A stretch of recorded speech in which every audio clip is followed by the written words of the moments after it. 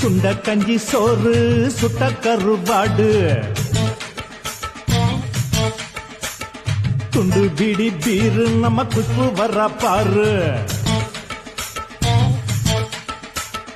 சுண்ட கஞ்சி சோறு சுட்ட கருவாடு துண்டு பிடி பீரு நம்ம குஷ்பு வர பாரு